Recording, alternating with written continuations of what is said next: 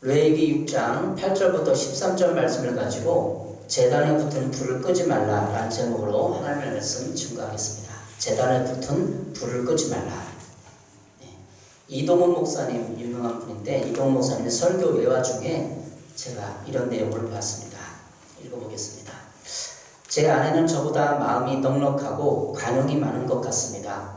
때로는 많은 인간관계를 통해 상처를 받을 수도 있을 텐데 저는 한 번도 아내가 남을 비판하거나 욕하는 소리를 들어본 적이 없습니다.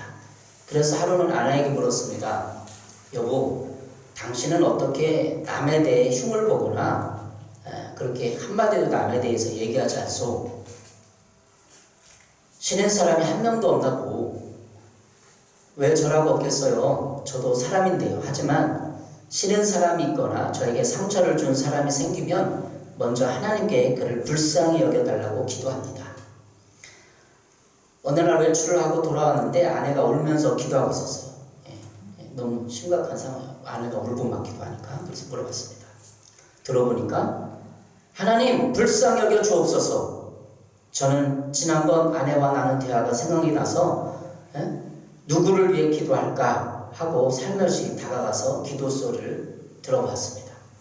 근데 하나님 제 남편을 불쌍히 여겨 주옵소서 이렇게 기도하고 있었다고 합니다.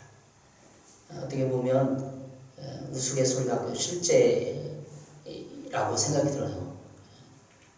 그래서 울면서 남편을 위해서 불쌍히 여달라고 기도를 했다고 합니다. 남편한테 상처를 받은 거죠. 제가 간혹 신학생 때나 또 철원의 대한수도원에 많이 갔었습니다. 방학 때나 또 이렇게 하면은 철원의 대한수도원에 가면은 항상 그 소성전에 붙은 그 표가 있습니다. 그것이 제단에 붙은 불을 끄지 말라 였습니다. 최근에도 한 달인가 두 달 전에 갔는데 거기서 예수 사진을 찍어줬는데 사진을 보니까 그 본문이 떠오르더라고. 생각이 떠올라서 하나님 말씀 증거하겠다 생각이 들었습니다. 제단에 붙은 불을 끄지 말라. 그것은 기도에 관한 것입니다. 기도와 헌신과 충성에 관한 것입니다. 근데 오늘 기도하면서 하나님이 우리 교회의 기도가 필요하겠다 생각을 주셔서 이 말씀을 증거하게 됐습니다. 불을 끄지 말라는 것은 기도를 끄지 말라는 것. 신약적 의미로는 그 의미를 여러분과 나누고 은혜를 받도록 하겠습니다. 레위기 6장은 본문은 구약시대의 제사에 대한 것입니다. 레위기 이스라엘인들이 예배를 드릴 때 지켜야 하는 모든 규칙들과 규례들을 기록한 책입니다. 이 책의 대부분은 다양한 제물들을 다루고 있습니다. 소와 양과 뭐 이런 걸 다루고 있죠. 비둘기. 이 모든 규칙들과 규례들이 제정된 근본 이유는 하나님의 거룩성에 있습니다. 레위기 명칭은 70여 권에서 기원한 말로서 레위인들과 관련된 것이라는 의미를 말하고 있습니다. 그러니까 레위기는 레위인과 관련된 제사장, 제사 규례 모든 것을 말하는 거죠. 여기서 레위인들이란 제사장이라는 뜻을 말합니다. 구약의 제사를 우리 조상들이 지내는 유교식 제사와 확실히 다른 것을 생각을 해야 됩니다. 우리가 여기서 제사라는 개념은 우리가 유교에서 조상들이 설날이나 차례 지는 제사 의미가 아닙니다. 고린도서 10장 20절에는 무릇 이방인이 제사하는 것은 귀신에게 하는 것이요 하나님께 제사하는 것이 아니니 나는 너희가 귀신과 교제하는 자가 되기를 원하지 아니하노라 이렇게 말하고 있습니다. 그러니까 우리 조상들의 유교식 설날 차례 지내고 이런 것은 귀신에게 절한다고 성경에 분명히 말하고 있습니다. 근데 지금 구약 성경 이스라엘의 제사는 이 제사의 개념은 하나님께 드리는 것이요 제사는 제물이 있어서 그 제물을 우리 유교식 제사는 뭐 과일이나 떡 같은 거 음식을 올려놓잖아요. 근데 이스라엘 제사는 짐승을 잡는 거. 짐승을 잡아서 피를 뿌리고 그걸 불태우는 거죠. 무릇 우리 조상들의 제사에 관해 말해주는 고린도서 10장 10절 말씀은 귀신에게 하는 것입니다. 이렇듯 구약의 제사는 하나님을 섬기고 하나님께 예비하는 행위, 제물을 잡아서 그 제물에 피를 흘리고 그 피를 흘렸으니까 우리 인간의 죄를 그 동물이 대신 피를 흘린다 이런 개념에 그래서 인간이 사람이 죄가 없어지고 죄가 없어지고 깨끗해지고 거룩하다. 레위기서나 구약의 제사는 거룩함을 말하는, 근본적으로 제사 정신은 사람이 깨끗해지고 거룩해 됨을 말하는 거예요. 그래서 제사를 통해서 사람이 하나님 앞에 거룩하게 되고 거룩한 하나님과 함께 제물을 통해서 죄가 없어지고 교제하고 화목하고 회복하는 그런 것을 말하는 것입니다. 레위기 17장 11절에는 육체의 생명은 피에 있음이라 내가 이 피를 너에게 주어 제단에 뿌려 너의 생명을 위하여 속전하게 하나니 생명이 피에 있으므로 피가 죄를 속하느니라. 뭐가 죄를 속한다고요? 피가 죄를 속하느니라. 레위기 17장 11절 말씀이에요. 그러니까 성경의 제사의 의미는 제물에 피를 흘려서 죄를 없애는 것, 죄를 속하기 위한 그런, 왜요? 생명이 피에 있기 때문에. 생명이 피에 있기 때문에 피가 죄를 속하느니라. 레위기 17장 11절. 이게 제사 제도의 근본적인 정신을 말하는 거예요. 그러니까 피를 흘려서, 동물의 피를 흘려서 사람의 죄를 깨끗이 씻어주기 위함이 목적이 구약 제사의 목적입니다. 제사의 토대는 하나님의 거룩성을 범한 자가, 죄를 지은 자가, 우리 죄를 만져 부지불식하며 짓잖아요. 짐승을 희생으로 드림으로써 자신에게 요구되는 목숨을, 그 짐승의 생명을 해해서 그 짐승을 죽여서 내가 죽어야 되는데 그 짐승을 죽이고 그것을 피로 대신할 수 있다는 거예요. 레위기 17장 11절에 이 원리를 잘 설명해 주고 있습니다. 하지만 그 이후로 희생을 바치는 당사자는 그 짐승의 머리에 손을 얹은 다음 그 짐승을 죽이고 도살합니다. 그러니까 사람이 죄가 있다고 생각들면 자기가 소나 양, 비둘기 이런 걸 갖다가 그 머리에 얹고 그 죄를 전가시키는 거예요. 짐승한테. 그리고 나는 죄를 깨끗이 하고 제사장은 그걸 잡는 거죠. 예수님이 십자가를 지시고 죽었잖아요. 그러니까 우리 인간의 모든 죄, 여러분의 죄를 예수님한테, 예수님의 머리에 안수하고 전가시켜요. 예수님한테. 그리고 예수님은 골고다 언덕에서 도살해버리는 거예요. 그러니까 제사를 지내는 거예요. 그래서 우리 죄는 없어지는 거예요. 그 원리가 구약 성경의 레위기서에 나와 있는 것입니다. 신약 성도들은 예수님을 믿고 예수님이 대제사장이 되어 제사를 지내고 제물이 된 것을 인정하고 받아들여요. 구약적 개념으로. 그래서 우리 죄를 예수님께 전가시키고 우리는 깨끗하게 되는 겁니다. 너무나 간단한 원리잖아요.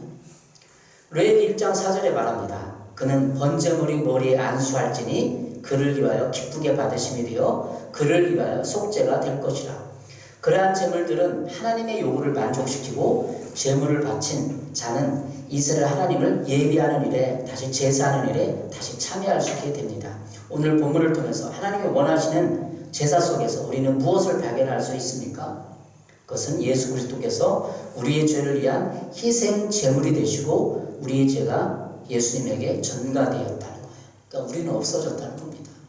구약시대 때 수많은 제사와 율법과 법도를 통해서 이것을 이스라엘 백성에게 제사 제도를 통해서 각인시켰어요. 그러니까 이스라엘 사람들은 예수가 유대교지만 예수를 믿으면 예수님이 제물이 됐다는 것을 금방 알면 구약 성경 한꺼번에 쫙 빼지면서 알아지는 겁니다.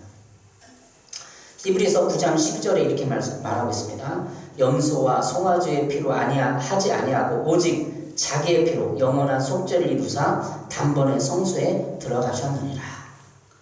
그러니까 신약시대 때 이스라엘은 우리 영적인 자손들, 하나님의 자녀들은 어떻게 제사를 하는 거냐면 염소와 송아지의 피로 하지 아니하고 오직 자기의 피로 예수님의 피로 영원한 속죄를 이루사 단번에 성소에 들어가십니다. 예수님이 그랬다는 거예요. 히브리서 9장 12절. 그럼 우리는 예수님의 피로 성소에 들어가서 그 성소에 계신 하나님을 임재를 느끼고 맛보고 하나님과 함께 교제할 수 있는 길이 열린 것입니다. 히브리서 9장 26절 28절입니다. 그리하면 그가 세상을 창조한 때부터 자주 고난을 받았어야 할 것이로되 이제 자기를 단번에 제물로 드려 죄를 없이 하시려고 세상 끝에 나타나셨느니라. 제물로 드려 죄를 없으려. 그러니까 예수님이 제물로 우리 죄를 없이 하려고. 히브리 9장 27절입니다. 한 번 주는 것은 사람에게 정해진 것이요 후에는 심판이 있으리니 이와 같이 그리스도 많은 사람의 죄를 단번에 들이신 바 되셨고 구원에 이르게 하기 위하여 죄와 상관없이 자기를 바라는 자들에게 두 번째 나타나시리라. 사람의 죄를 담당하시려고 단번에 드렸다는 거. 예수님이 그 몸과 그 모든 것을. 그래서 오늘 레위기 6장을 보지만 신약 성도들에게 주는 이 제사의 메시지는 구약부터 차근차근 하나님이 섭리하시고 준비하시고 끝없는 몇천 년 가운데 이스라엘 민족을 통해서 역사하셨다가 우리에게 제사제도 예수님의 제사 드리는 그 죽음을 통해서 우리는 거룩하게 되고 하나님과 화목하게 되고 그 깨끗한 우리 영혼을 통해서 천국에 들어갈 수 있게 되는 것입니다. 본문은 번제에 대한 구체적 보충 설명을 말해주고 있습니다. 레위기 6장 8절부터 10절은 번제에 대해서 말해주고 있어요. 제사에도 여러 가지가 있습니다.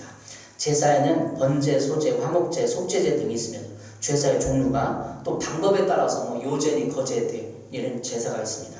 레위기 1장부터 5장까지 기술되어 있는 것은 제사에 대한 이런 종류들입니다. 본문은 번제에 대해서 제사장들에게 구체적으로 말씀해 주는 것입니다. 그런데 본문은 제단에 붙은 불을 끄지 말라라고 말하고 있습니다. 그것도 세 번에 걸쳐 말하고 있습니다. 9절 보겠습니다. 아론과 그의 자손에게 명령하리라. 번제의 규례는 이러하니라. 번제물은 아침까지 제단 위에 있는 석쇠의 제단에 불이 그 위에 꺼지지 않게 할 것이요. 불이 꺼지지 말라고. 12절 13절로 반복되고 있어요. 불을 끄지 말라고. 번제에 쓰인 제물을 항상 태우고 불을 꺼지지 않게 하라는 의미가 무엇일까요? 본문 읽으면서 그것은 불의 의미가 강합니다. 불은 피워 항상 제물을 태우라는 것입니다. 레위기 6장 8절에서 9절까지는 이렇게 말하고 있는데 항상 꺼지지 않게 하라. 그럼 계속 24시간 타는 360일 불을 태우라는 거예요. 번제의 규례는 이러하니라. 번제물은 아침까지 제단 위에 있는 석쇠에 두고 석쇠 쇠 같은 곳에 이렇게 두고 항상 불을 태워서 그 번제물을 태우라는 거예요. 여기서 말씀하고 있는 번제는 상번제를 말합니다. 상번제는 항상 드리는 번제를 의미하는데 이 번제는 제사장이 매일 아침 저녁으로 2번 드려야 합니다. 그러니까 아침에 소를 한 마리 잡아서 그것을 피를 뿌리고 석쇠에다 소를 태우는 거예요. 계속 12시간 동안. 그리고 또 저녁에도 양을 잡아서 또 양고기를 거기다 태우는 거예요. 기름을 빼고. 번제물을 아침까지 제단 위에 두라고 하신 것은 이스라엘 백성들은 하루의 시작을 저녁으로 보기 때문에 제사장은 매일 드리는 상번제를 드릴 때 아침부터 시작하는 것이 아니라 저녁부터 시작하는 것입니다.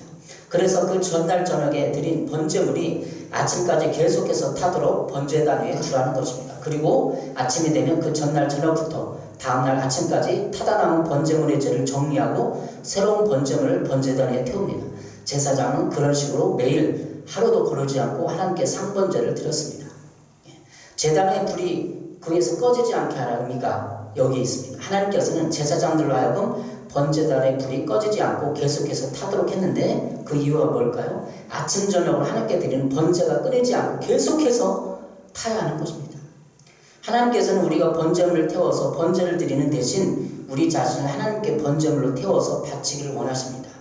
구약시대 때는 짐승을 번제물로 태워서 하나님께 바쳤지만 지금 우리 자신을 번제물로 하나님께 바쳐야 합니다.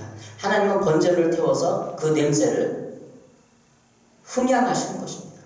아, 냄새 좋다. 하나님 그러는 거. 제가 그 제물을 받고 하나님이 냄새 좋다. 그리고 그 제물을 받고 제사를 받는 거. 냄새를 맡으려고. 왜 냄새를 맡으려고 하겠어요? 레위기 1장 9절에 이렇게 말하고 있습니다. 그 내장과 정강이를 물로 씻을 것이고 제사장은 그 전부를 제단 위에 불살라 번제를 들지니 이는 화제라. 여호와께 향기로운 냄새니라. 화제, 불로 태우는 거. 불로 태우는 화제죠. 그리고 이것은 향기로운 냄새니라. 레위기 1장 9절에 말하고 있어요. 향기롭다는 거, 하나님이. 왜 향기로울까? 하나님 앞에. 하나님은 그 제물이 타는 향기로운 냄새를 맡으십니다. 그리고 그 제물과 향기를 받으시는 것입니다. 하나님이 왜 그 제물에 타는 냄새를 맡아야만 합니까? 그것은 바로 번제물이 탔다는 것은 그 제물에 죄가 타고 그 사람의 짐승에게 전가된 죄가 타기 때문입니다. 왜 하나님이 그 냄새를 맡는다고요? 죄가 타기 때문에. 그 짐승의 죄. 사람한테 있는 전가된 죄가 타기 때문에 하나님 그 냄새를 맡으시는 거예요. 왜 그렇다고? 죄가 타기 때문에. 하나님이 재물과 연기를 마시겠습니까? 전능한 지구를 주시는 만왕의 왕이 그냥 냄새 한번 맡기 위해서 냄새 좋네. 그리고 끝나기 위해서 그 제사를 드리라고 맡을까요? 그 냄새는 인간의 죄가 타고 있기 때문에 그걸 막고 싶은 거예요. 제사제도의 핵심은 인간의 죄가 동물에게 전가되어 인간이 하나님의 거룩성을 회복하는 것입니다. 바로 사람의 죄가 타고 하나님과 가까워지고 그래서 그것을 하나님은 기뻐하시는 것입니다. 죄가 있는 곳에 죄의 세력이 있고 마귀가 있는 것입니다. 바로 그 제사는 마귀가 타고 인간의 죄가 타고 있는 것입니다. 우리가 죄를 졌어요. 그러면 죄 짓고 끝나는 게 아니라 이 귀신들이 여기서 귀신은 우리 조상들이 말하는 사람의 죽은 그런 귀신이 아니에요. 그냥 마귀의 쫄개들 귀신들이 우리 안에 들어와요. 몸에 안에, 영혼 안에. 그래서 우리는 흙이 있으면 흙으로 지어졌잖아요. 귀신들이 악한 세력들이 죄의 세력들이 우리 몸에 영혼에 막 장기에 붙어서 활동을 하는 거예요. 그래서 병을 일으키는 거예요. 그래서 그 번제물을 탄다는 것은 인간의 그 죄의 세력들 마귀들이 다 타고 있다는 걸 의미하는 거예요. 바로 그 제사는 마귀가 타고 인간의 그 세력들, 죄의 세력들이 타는 거예요. 그래서 하나님 그 냄새를 맡기를 원하는 거예요. 그 제사를 받으시는 겁니다. 그래서 그 번제를 통하여 사람의 죄가 없어지고 그 사람과 다시 하나님은 화평한 상태로 되기 때문에 그 냄새를 맡기를 원하는 거예요. 레위기 1장 9절에 다시 말합니다. 그 내장과 정강의 물로 씻을 것이요 제사장은 그 전물을 제단 위에 불살라 번제를 드릴지니 번제는 태우라는 거 아니에요. 연기를 내라는 거 아니에요. 이는 화제라 여호와께 향기로운 냄새니라. 그래서 향기롭다는 거예요. 너무 장황하게 설명했지만 간단히 요약하면 인간의 죄가 전가돼갖고 그 죄가 타기 때문에 하나님 그걸 원하시고 받기를 원한다는 거예요. 죄가 타기 때문에. 출애굽기 30장 1절부터 10절까지는 분향단에서 성소에 있는 그 분향단에서 얘기했는데 향을 내는 거예요. 출애굽기 30장 7절 8절입니다. 아론이 아침마다 그 위에 향기로운 향을 사르되 등불을 손질할 때 살을 찌며 또 저녁 때 등불을 곁대 살을 찌니 이 향은 너희가 대대로 이 앞에 끊지 못할지니라. 계시록 5장 8절에 이렇게 말하고 있습니다. 그 두루마리를 취하심에 네 생물과 24장로들이 그 어린 양 앞에 엎드려 각각 검은과 향이 가득한 금대접을 가졌으니 이 향은 성도의 기도드리라. 계시록 5장 8절에 금대접으로 검은과 향이 가득한 금대접이 있는데 거기에 금대접을 천사들이 하늘로 올라가고 이것은 뭐냐면 성도들의 기도드리라 하는 거예요. 그러니까 번제를 드렸어. 번제를 드리고 분향단에서 그 향을 내요. 그럼 사람들의 죄가 전가돼서 향을 통해서 하나님은 죄가 타고 그러면서 그 기도를 받는다는 거예요. 그게 기도라는 거예요. 번제단에서 사람의 죄가 타고 또 계시록 5장 말씀에는 그 금대접에 있는 성도들의 기도를 향을 통해서 하나님께 올린다는 거예요. 그래서 본문은 레위기 6장 8절부터 13절을 우리는 기도라고 볼 수 있어요. 불태워 드리는 거. 그래서 우리가 기도할 때 우리 죄성이 타고 우리 죄가 타고 하나님 그걸 향기로서 금대접을 받아서 천사를 통해서 올리고 그렇게 된다는 것입니다. 이 원리를 설명하기 위해서 지금 장하게 이렇게 했어요. 그래서 우리는 어떻게 해야 될까요? 기도를 하면 우리의 죄성이 타요. 우리의 죄의 귀신의 세력들이 타요. 기도를 안 하면 안 타고, 기도를 안 하면 기적이 안 일어나고 그리스도는 생활할 수가 없고 능력이 없으니까, 에너지가 없으니까 기도를 하지 않으면 우리는 그냥 성경 지식으로 예배만 딸랑 왔다가 이해하고 돌아가서 결국 그 말씀대로 살지 못해. 능력이 없으니까. 기도를 해야 우리 죄성이 타고 내 안에 마귀의 세력들이 타면서 우리는 능력을 받게 되고 세상에 나가 거룩하게 능력으로 세상의 죄를 이기면서 살아갈 수 있는 능력이 부어지기 시작하는 겁니다. 계시록 5장 8절에서 향이 가득한 금대접에 우리의 기도가 올려진다고 말하고 있습니다. 따라서 신약적 관점으로 오늘 본문을 해석해보면 불을 꺼지지 않게 관리하라는 말은 기도하라는 거예요. 기도하라는 거. 번제물의 불은 계속 타올라야 합니다. 왜? 상번제로 계속 아침 저녁으로 번제물을 타고 태워야 되니까. 제사장들이 얼마나 힘들었을까요? 거기서 수식하는 제사장도 있어요. 돌아가서 당번을 따갖고 제사장이 이렇게 차는데 깜빡 잠들었어. 불 꺼지네. 여러분 모닥불 한 이 정도 우리 교회만 아닌 반 정도만 한 그 번제단에서 큰 송아지 올려놓고 불 때요. 계속 타들어가서 깜빡 잠들었어. 그럼 불이 꺼질 거 아니에요. 그 시대는 알람도 없었는데 어떻게 그걸 정확히 이럴까? 4시간, 5시간, 8시간씩 근무하는 제사장도 있었던 거예요. 낮에도 그렇고 계속 순번으로 불을 꺼지지 않게 하니까. 그죠? 신약시대 때 의미는 교회 와서 당번을 정해서 기도하라는 거, 불태우라는 거. 이해가실까요? 번제전에 그 번제물을 꺼지면 어떻게 될까요? 저는 생각을 해봤어요.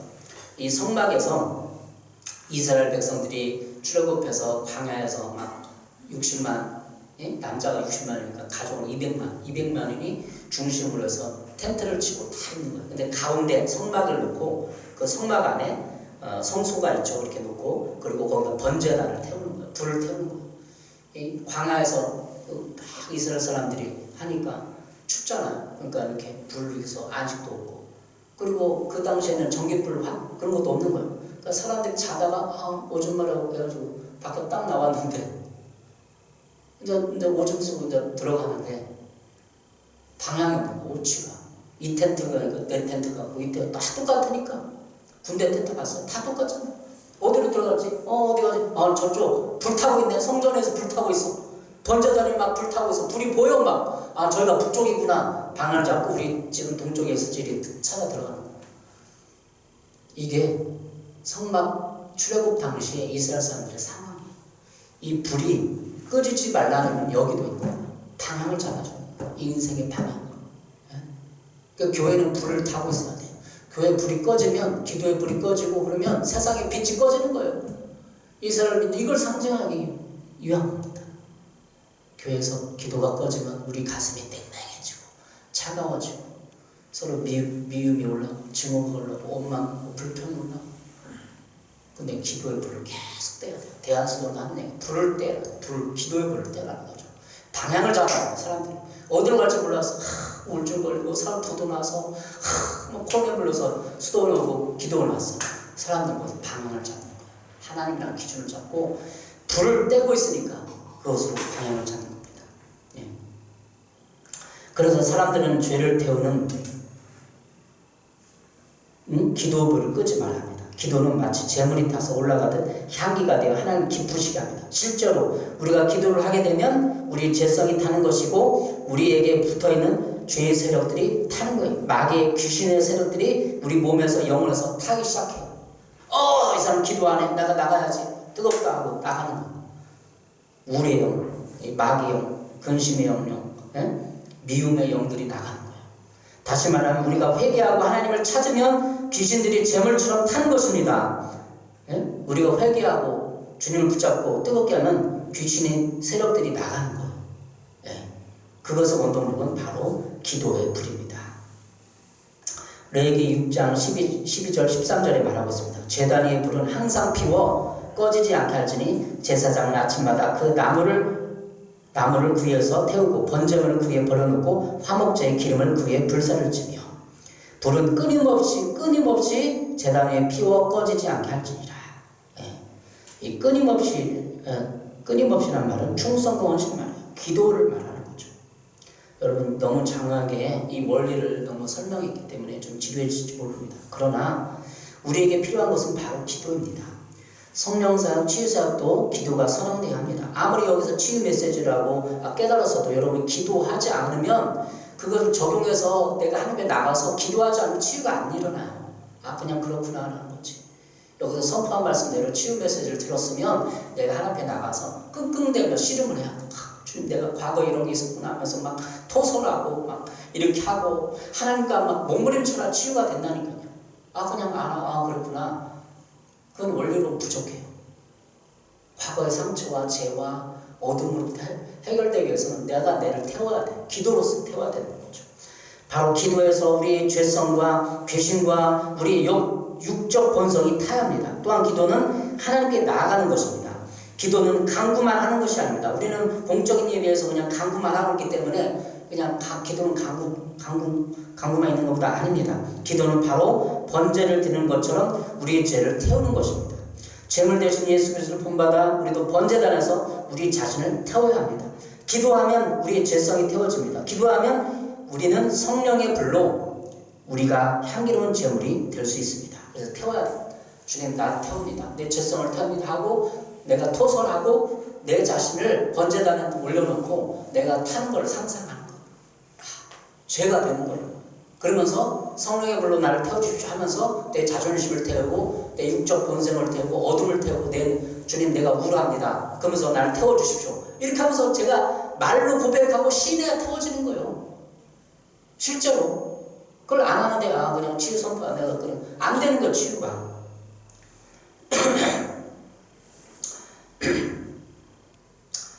여러분 사람 앞에 먼저 여러분이 부정적인 마음을 얘기하고 태워달라고 그렇게 하지 마세요. 저도 목회자 모임도 나가고 사람들 나가고 하면 내 부정적인 마음 이런 걸 얘기하면 꿀꿀해져요. 그러면 그 목사님이 나한테 막 그렇게 하라고 막 가르쳐요. 제가 2년 3년 전에 여우사 훈련원 가서 목회자 모임도 가고 나누는데 사람들이 나누면 내 부정적인 감정을 나누고 내가 나누면 내가 답답하죠. 공감을 안 해주고 나를 이렇게 하라고 훈수를 두고 가르쳐줘요. 여러분이 몰라서 그렇게 여러분의 제약된 본성 속에서 꿀꿀대고 힘들어합니까? 알긴 아는데 안 되는 거야 도대체. 안 되죠. 기도하려면 돼요 여러분? 안 되잖아요. 집에서 기도를 하면 돼요. 집에는 악한 영들이 막 틈타고 있고 막 잡고 있는데 십자가 하나도 없는데 어떻게 막 하려고 하면 안 되잖아요. 교회 나와서 십자가를 바라보고 하라는 거예요. 사람 앞에 여러분의 부정적인 감정과 죄성을 얘기하지 마십시오. 하나님께 얘기하십시오. 그것이 기도예요. 하나님 앞에 나와서 주님 내 마음이 이렇습니다. 그러면 되는 거죠. 주님 앞에 나오십시오. 그 기도의 자리로 나와야 돼요. 일주일에 여기 몇 번은 나와서 주님을 찾고 도와달라고 하고 토설하고 마음을 드리고 해야만 여러분이 치유가 되고 회복이 되는 것입니다. 지난주에 교육자회에 갔다 왔는데 그 다른 지방에서 이 지방으로 이사 왔어요. 이전에 왔어요. 근데 거기서 전사님 예언사역을 하더라고요. 목사님도 치유사역하고 부흥회 집회 많이 가더라고요. 근데 주보를 보니까 매일 저녁 8시에 매일 기도해요. 매일 기도를 하더라고요. 그러니까 그런 목사님 그런 사역을 감당하고 그 전사님이 예언사를 감당하는 거예요. 기도를 해야 영감이 나타나서 예언사를 하는 거예요. 기도를 안 하는데 그냥 뻥해갖고 그냥 딱 하나님께 기름 부어서 하는 게 아니에요. 기도를 해야 영감이 부어지고 하나님의 능력이 부어져서 예언사를 할 수 있게 됩니다. 여러분 나의 기도의 여정을 좀 잠깐 소개하려고 합니다. 여러분 제가 지금 목사로서 기도를 이렇게 하고 가르치는 것이 아니라 내가 기도를 쭉 해왔던 거를 여러분께 나누길 원해요. 왜냐하면 초신자가 많으니까. 청년 때 중학교 때 은혜를 받고 청년 때나 중학교 때나 기도를 많이 했어요. 근데 교회 나오면 기도가 안 돼요. 막 졸려요. 그냥 교회에서 그냥 시간도 막 학생 때 청년 때 신학생 때니까 기도 안 되면 자는 거 그냥 낮잠 자듯이 30분 자요. 그럼 머리가 빨라가지고 펴져요. 그러면 주님 하면은 느낌이 오고 감동이 와요. 왜 기도가 안 되냐? 우리가 너무 피곤하기 때문에. 세상 잡념이 많기 때문에 텔레비 보고 생각이 많기 때문에 안 되는 거예요. 잡념 때문에 안 돼요. 그러니까 내 마음을 잡념을 깔아앉히고 주님 하고 이렇게 평안한 말 올 때까지 기다려야 돼. 그럼 안 오면 그냥 낮잠 자요. 교회 와서 밤에 자요. 기도가 안 되면. 그리고 머리가 빨개지면 주님 앞에 되는 거죠. 기도에 여러 가지 방법들이 있어요. 통성기도 있고 묵상도 있는데 말씀을 한 구절 있고 그 말씀을 하는 거예요. 그리고 주님 앞에 마음을 드리는 거예요. 여기서 말하는 이 기도 내용을 지금 설명하는 게 아니라 어떤 식으로 주님 앞에 나와서 내 마음을 드리고 헤아리고 토설하고 주님 앞에 표현하는 게 기도라는 거예요. 제가 사춘기 때 중학교 2학년 때 교회를 다녔는데 고등학교 때 너무 성적이 떨어지고 너무 힘들었어요. 저는 여러분한테 치유적인 관점으로 설명하지만 저는 어렸을 때부터 생일선을 받아본 적이 없어요. 어린날 챙겨본 적이 없어요. 제가 청년 때까지 누구 생일선물 받아본 적이 없어요. 가족들에게. 사춘기 때 고등학교 때 얼마나 실망스럽고 교회 다니는데도 누가 챙겨주지도 않고 학생회 사는데 그런데 어떻게 하냐면 고등학교 때 감정이 사춘기 때 감정이 복받쳐 오잖아. 막 부정적인 감정들 막 그럴 때 운동복 입고 막 부천신을 돌아다 주님 나를 사랑한다. 주님이 나를 사랑한다 하고 막 30분 안 쉬고 뛰어다녔어요. 이게 기도예요, 여러분. 내가 미칠 것 같고 죽을 것 같고 막 고통스러우면 기도가 안 되고 뛰어야 돼요. 그러면 하나님 앞에 내가 주님 사랑합니다. 나를 사랑하게 도와주십시오. 하고 막 이게 하는 게 기도라고요. 기도 형식을 갖춰서 막 그런 게 아니라 지금 우울증 환자도 많고 이 시대가 너무 험악한데 왜 기도를 못하고 함께 안 나가는 거예요, 도대체. 시간을 내서 함께 나가야지. 제가 여러분 과거에 성장기 때 소개하면 정말 여러분 비교할 수 있을 정도로 그런 험악한 시간을 보냈어요. 저는 생일선물 받아본 적도 없고 어디 가본 적도 가족들과 여행 가본 적도 없고 아무것도 받아본 적이 없어요.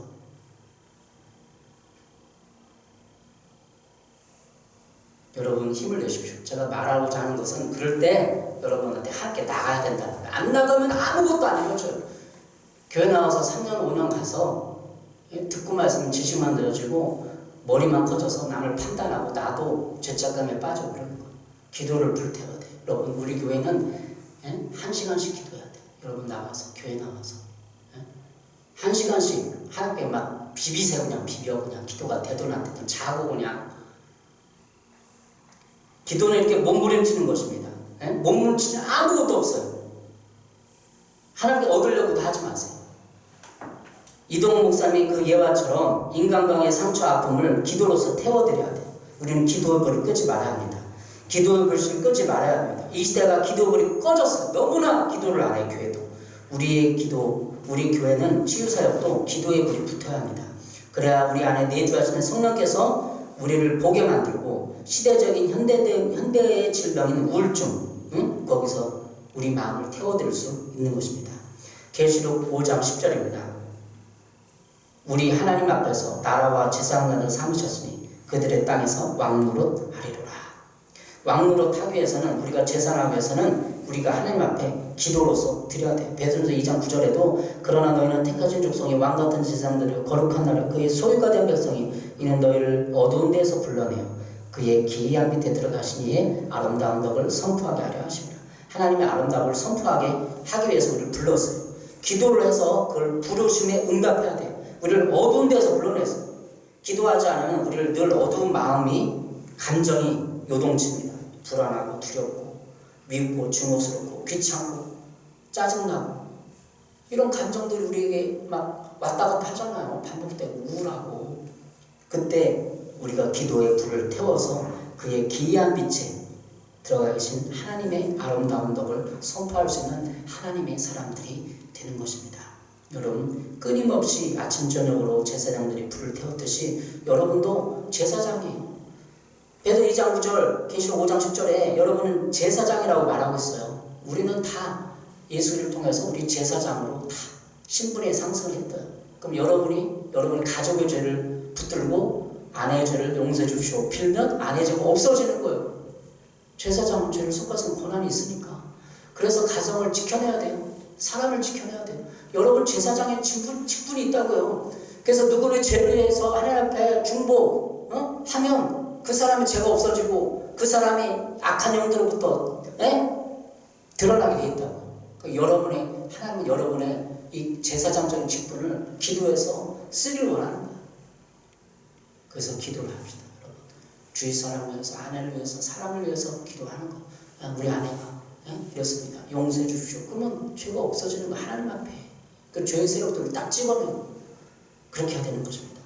여러분, 저도 치유사역 한다고 하지만 이 치유사역은 기도가 붙지 않으면 감당할 수 없어요. 제가 하니까요. 제가 어떻게 사람을 상담해주고 뭐 합니까? 저도 목회 상담 자격증이 있어요. 대학원과정은 30학점 이상 들어야 돼요. 그냥 일주일 딱 공부하는 게 아니라 제가 상담을 받아야 돼요. 상담해줄 수 있어요. 근데 상담했는데 지난번 설교도 예전에 그랬지만 안 들어요. 이게 아 싫습니다 그러고 가면 땡인 거예요. 상담. 아 나는 인생 그렇게 보기 싫어. 나는 아니다. 상담 센터 가보세요. 심리치료한테. 계속 1년까지 돈 3만 원씩 들고 1년 가서 결국은 상담사가 딱 제시했는데 나 싫습니다 그러면 끝나는 거예요. 그거는.